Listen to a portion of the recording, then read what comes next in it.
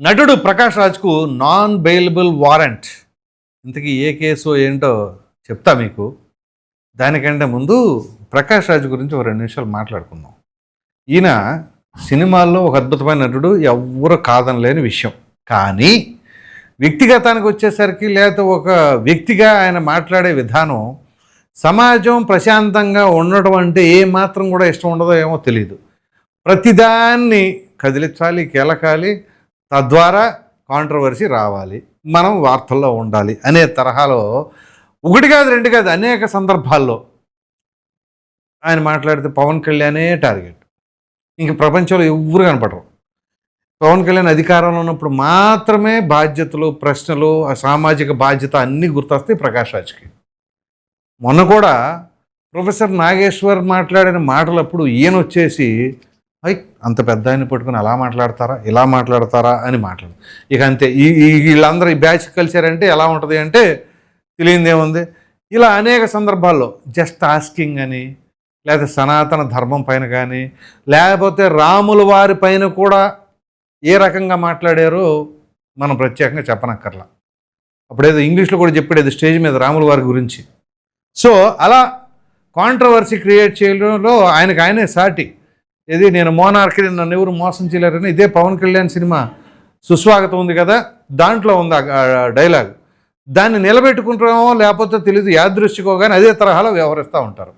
సరే, మరి నీతి సూక్తులు చెప్పే ఈ వ్యక్తి మరి ఎలా ఉండాలి, ప్రజా జీవితంలో ఎట్లా ఉండాలి అవి మాత్రం తెలియదా? మరి సామాజిక బాధ్యత అవి ఇవి అన్నీ తెలిసి మరి పెద్ద స్థాయిలో ఉన్న నాయకుల్ని సైతం ఈయన పాయింట్అవుట్ చేసి మాట్లాడేటప్పుడు ఈయన ఏం చేస్తున్నాడు అనేది కూడా ముఖ్యమే కదా.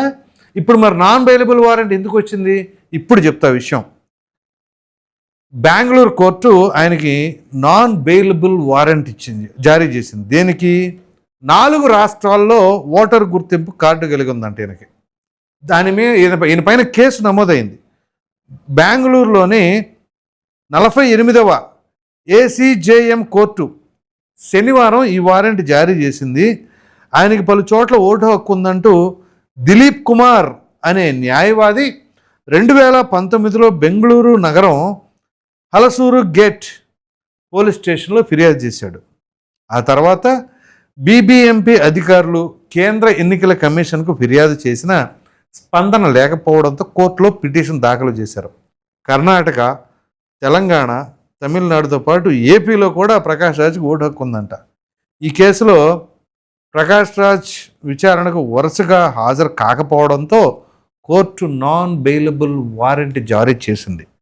సో ఈయనకి ఇప్పుడు సౌత్ ఇండియాకి సంబంధించిన రాష్ట్రాలన్నింటిలో ఓటుంది, ఒక్క కేరళలో మినహాయిస్తే. సో ఇప్పుడు ఈయనకి 4 చోట్ల ఓట్లు ఉంది కదా.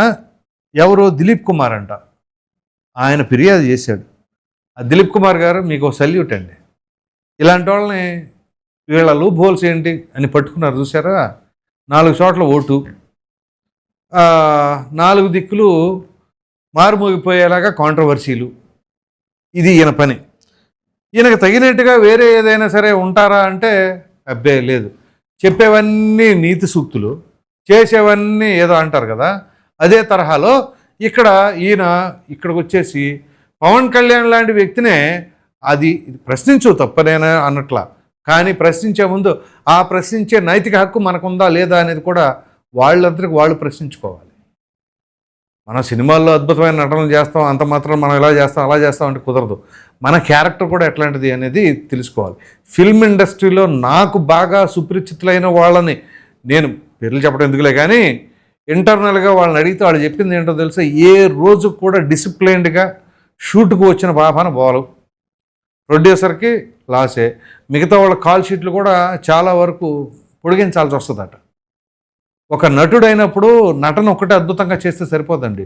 ఆ డిసిప్లైన్ ఉండి ప్రొడ్యూసర్కి కోఆపరేటివ్గా షెడ్యూల్ ప్రకారంగా టైంకి వస్తే ఆ ప్రొడ్యూసర్కి ఎంతో మేలు చేసినట్టు, అంటే ఎంతో ఆదాయం సేవ్ చేసినట్టు. సేవ్ చేస్తే చాలు, ఆయనకి ఎక్స్ట్రా ఖర్చు అవ్వకుండా. మరి అటువంటి ప్రకాష్ రాజ్ ఇంత అద్భుతంగా తెరపై నటించేవాడు మరి అంత ఇండిసిప్లైన్గా ఎలా ఉంటున్నాడు తన ప్రొఫెషనల్ ఫీల్డ్లో? పోనీ ఒక సివిలియన్గా ఎలా ఉంటున్నారు? 4 రాష్ట్రాల్లో 4 చోట్ల ఓట్ల. సరే 2 రాష్ట్రాల్లో అంటే ఏదో అంతకుముందు ఉందో లేకపోతే ఎట్లాగో ఏదో ఉందని అనుకోవచ్చు. సో మీలాంటి వాళ్ళ కోసమే సర్రు తీసుకొచ్చింది. ఈ సర్రు పైన మళ్ళీ ఇలా మాట్లాడతారు ఇక్కడ.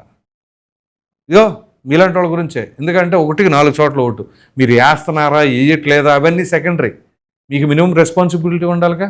మీకు ఎక్కడెక్కడ ఓటు హక్కు, మీకు 4 చోట్ల ఎందుకు వచ్చింది ఓటు హక్కు? మీరు అప్లై చేసుకుంటేనే మీకు ఓటు హక్కు వచ్చేది.